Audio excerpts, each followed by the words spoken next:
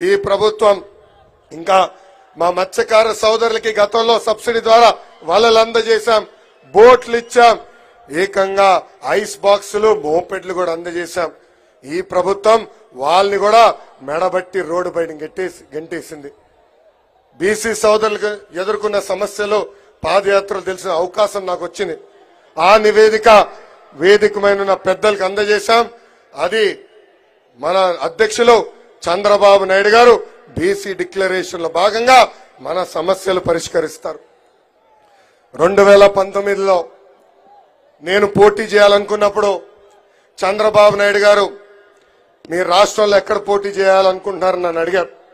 ఆనాడు ఆయనకు ఒకటే చెప్పా, అయ్యగారు ఎప్పుడు గెలవని నియోజకవర్గం నాకు ఇవ్వండి, గెలిపించి చూపించే బాధ్యత నేను తీసుకుంటానన్నాను. ఆనాడు నన్ను మంగళగిరికి పంపించారు. 21 రోజుల ముందర వచ్చాను, స్వల్ప మెజారిటీతో ఓడిపోయాను. కానీ గత 4 సంవత్సరాలు 10 నెలలుగా మంగళగిరి ప్రజలు నమ్ముకుని ఎప్పుడు లేని విధంగా సంక్షేమ అభివృద్ధి కార్యక్రమాలు ఈ పసుపు జెండా చేసింది. ఆంధ్ర రాష్ట్రంలో ఎక్కడ జరిగిన విధంగా 29 సంక్షేమ కార్యక్రమాలు మన నియోజకవర్గంలో మనం చేశాం. మంగళగిరి ప్రజలందరికీ నేను శిరసు వంచి పాదాభివందనం చేస్తున్నాను. నాకు మీరు అండగా నిలబడ్డారు, నన్ను మీరు ప్రోత్సహించారు. మీరు ముందరికి నడవండి, మీకు అండగా నిలబడతానని నాకు మీరు కొండంత బలం అందజేశారు. అందుకే ఈ సభాముఖంగా చంద్రబాబు నాయుడు గారు నేను కొన్ని మంగళగిరి ప్రజల తరపున కోరుతున్నా. మొదటిది, కొండపోరం బోకు ఫారెస్ట్ భూముల్లో, ఇరిగేషన్ భూముల్లో, ఎండోమెంట్ భూముల్లో, రైల్వే భూముల్లో దశాబ్దాలుగా మంగళగిరి ప్రజలు అక్కడ ఉంటున్నారు, ఇల్లు కట్టుకున్నారు. 1 తరం కాదు, 2 కాదు, 3 తరాలుగా అక్కడ ఉంటున్నారు. ఆ భూములన్నీ రెగ్యులరైజ్ చేయాల్సిన బాధ్యత మన పైన ఉంది సార్.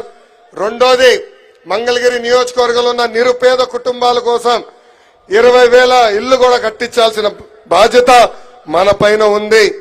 మూడోది, పద్మశాలీలంటే చేనేతలు అనుకుంటాం, కానీ మంగళగిరి నియోజకవర్గంలో పెద్ద ఎత్తున పద్మశాలి సోదరులు స్వర్ణకారులుగా ఉన్నారు. వాళ్ళని ఆదుకునేదానికి ఒక ప్రత్యేక కార్పొరేషన్ కూడా ఏర్పాటు చేయవలసిందిగా పెద్దల్ని నేను కోరుతున్నాను. పెద్దల ఆదేశాల మేరకు మంగళగిరిలో మేము ఒక పైలట్ ప్రాజెక్ట్ చేశాం. టాటా సంస్థతో ఒప్పందం కుదుర్చుకున్నాం. ఏకంగా మగ్గాలపైన ఉన్న చేనేత సోదరుల ఆదాయం రెట్టింపు కూడా చేశాం. ఆ కాన్సెప్ట్ ని మంగళగిరిలోనే కాదు రాష్ట్ర వ్యాప్తంగా తీసుకెళ్లాలని ఈ సభాముఖ పెద్దలు కోరుతున్నా. అంతేకాకుండా 4వ హామీ, ఆనాడు అమరావతి మాస్టర్ ప్లాన్ లో ఇక్కడున్న రైతులు కొంతమంది భూముల్ని U1 జోన్ లో పెడతాం జరిగింది. దానివల్ల రైతులు కొన్ని ఇబ్బందులు ఎదుర్కొన్నారు.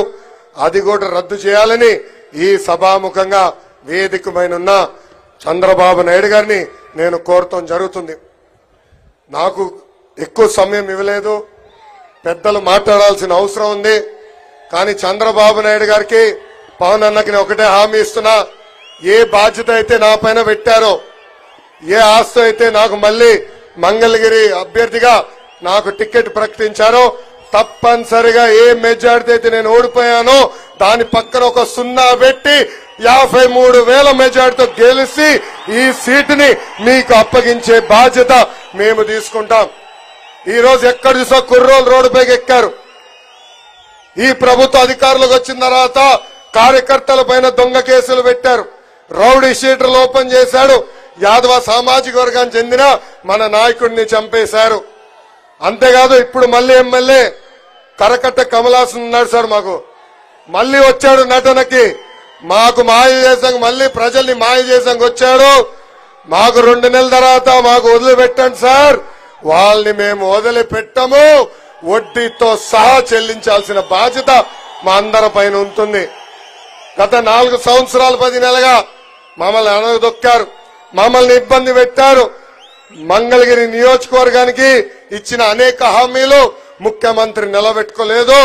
తప్పనిసరిగా నేను శాసనసభ్యుడిగా ప్రమాణ స్వీకారం చేసిన మొదటి క్షణం నుంచి వాళ్ళు ఇచ్చిన హామీలు నిలబెట్టుకుంటానని ఈ సభాముఖంగా మీ అందరికీ తెలుపుకుంటూ, నాకు ఈ అవకాశం ఇచ్చిన మంగళగిరి ప్రజలకి, కార్యకర్తలకి, పవన్ అన్నకి, చంద్రబాబు